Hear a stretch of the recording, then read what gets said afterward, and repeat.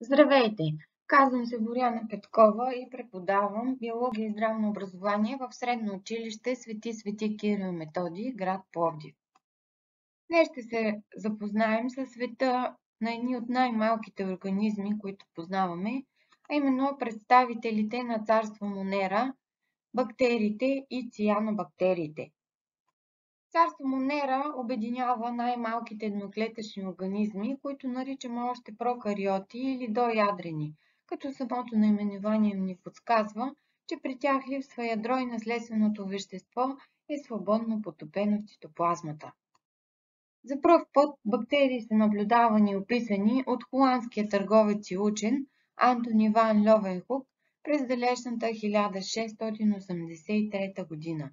Той усъвършенства лещите, които използва в своята работа като търговец на плодове и постига за пръв път увеличение от над 200 пъти, нещо невиждано до тогава, което пък му дава възможност да наблюдава неподозирания свят на едноклетъчните и се нарежда сред едни от основателите на съвременната микроскопия и микробиология.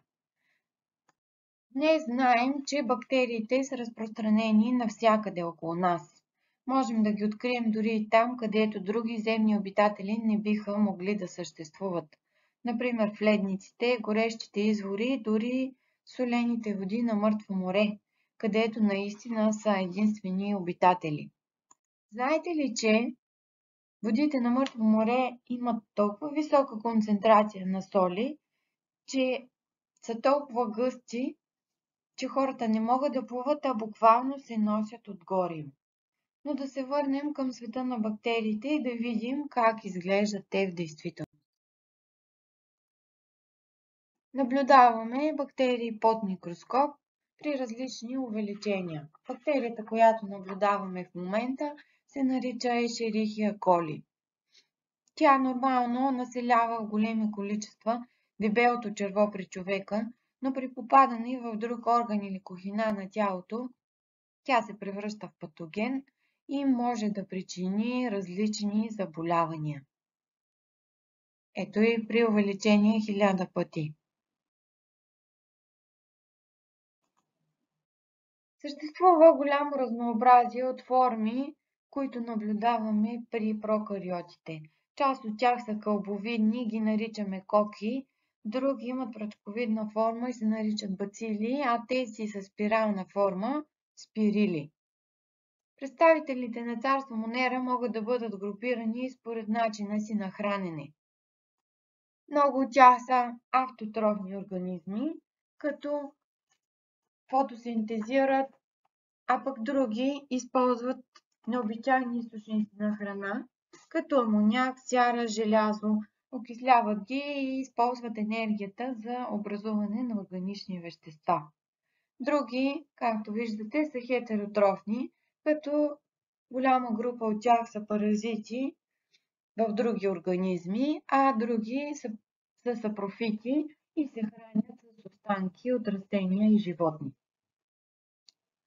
Царство Монера можем да разделим на две големи групи – бактерии и цианобактерии. Нека да видим и техните основни характеристики. Тялото на една бактерия е изградено от една единствена прокариотна клетка. Тя има клетъчна мембрана, над която е разположена клетъчна стена. Клетъчната стена придава форма на клетката. При някои бактерии над нея е разположена и капсула от слизеста материя. Единствени клетъчни органели са рибозомите и, както отбелязахме по-рано, наследственото вещество е свободно потопено в цитоплазмата. Също така можем да наблюдаваме къмшичета, едно или няколко, които служат за придвижване. Размножаването на бактериите чрез просто делене на две, като клетките при благоприятни условия се делят чрез просто делене на всеки 20-30 минути.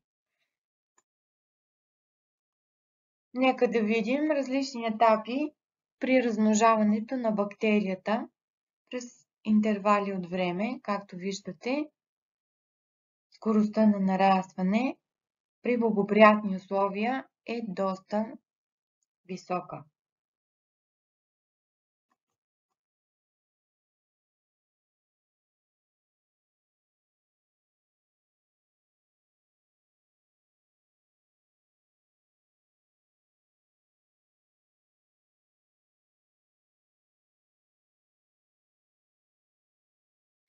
Да разгледаме и цианобактериите. Основна тяхна особеност е способността им да фотосинтезират.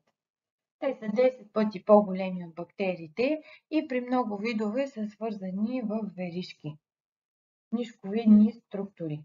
Смята се, че именно цианобактериите, благодарение на способността си да фотосинтезират, са направили живота на Земята възможен, благодарение на отделение от тях кислород.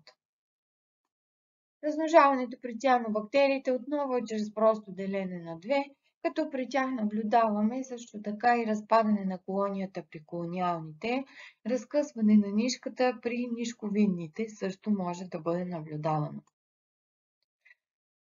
Бактериите са част от човешкия организъм, като можем да ги открием в носа, по кожата, в стомаха, червата, гърлото, като повечето от тях са част от нормалната флора на организма, но някои видове обаче са патогени и причиняват различни заболявания при човека. Например, видът Streptococcus е най-честият причинител на инфекции на гърлото и дихателните пътища при човека. Други бактерии човекът използва за приготвяне на различни хранителни продукти и напитки. Всички знаем бактерията е Lactobacillus bulgaricus, която се използва за приготвяне на киселото мляко, което ние много добре познаваме и се гордеем с него, запазената марка на нашата страна. Бактерии се използват и в ферментационни процеси за приготвяне на различни алкохоли. Надявам се, че днешната кратка разходка в света на бактериите ви е била интересна и полезна. До скоро! Че днешната разходка в света на бактериите ви беше интересна и полезна. До скоро!